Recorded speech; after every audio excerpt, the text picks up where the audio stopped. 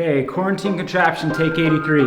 Take 28. Take 114. So the inspiration for the idea was a few weeks prior I made a launcher that would shoot a ping pong ball out of my tires. And so I figured, hey, why not? Let's try and make a more elaborate machine to do something cool. As far as conceptualizing, I knew what I wanted the wheel to do. I knew the basics of it. And from there, I kind of got that figured out, where it was gonna shoot, where things were going. And I just basically reverse engineered backwards, like, okay, I got this to work. How am I gonna get this to work to make this work? And then I'd get that worked and like, okay, and just so on and so forth. The next thing I know, my living room's looking like a yard sale. Yeah, the mental challenges obviously were there. Mentally, it felt like I was battling a trick the whole time. I think by the end of it, I was pretty mentally like, okay, I'm done.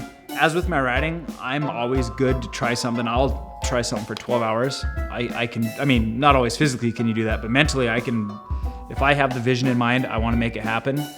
And thankfully, Jon was on the same page because we both put in a lot of takes. Take 236. You know, I ride bikes pretty much every day. I feel like I'm overall pretty physically fit, but we both realized that our legs were super sore the next day from the up, down, and especially with that slinky, I had to make sure that if it fell, it didn't trigger the thing to make the basketball drop.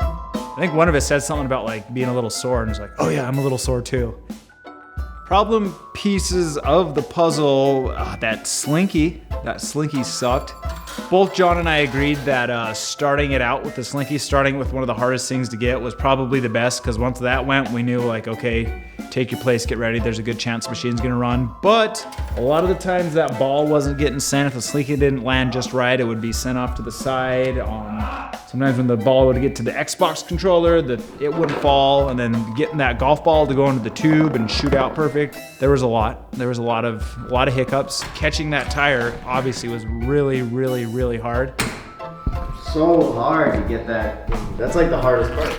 Yeah, I mean, I think everything failed a couple times, and we slowly modified it. For example, back to that slinky, at about take 190, we kept having it fall out the back. So I finally was like, I'm just gonna put a little thin piece of cardboard running down it. And it turns out if I would've done that earlier, we probably would've landed it a lot earlier, because I think we got it within 20 tries or so after that. Anybody that's watching closely could easily see that it was light outside when we started trying to film, and by take, I don't know, 190 or something, I think it was starting to get dark, and by the time we actually got it, it was pitch black outside. Take 232. As soon as the sun set, we had to relight the whole thing. That was a headache. It really made me change some light bulbs around the house and some stuff that I was meaning to do. You gotta remember, each time the machine ran through and I didn't catch or whatever, we'd have to go back and set it up. Yeah, it took a long time, but it was worth it. But with that being said, I think it's really important to like do something that challenges you mentally every day. I'm not the kind of person, my mind's always going a million miles an hour, so I always have to be doing something. So I think this was a really good thing to keep you busy, take your mind off things, keep your mind sharp. Shout out to GT for looking at the big picture and all this stuff going on, staying home and whatnot. I think getting your mind working on something is always a good thing, especially if you can't do anything else. If anybody comes up with anything that, you got an idea from something you saw here, like, I'd love to see it.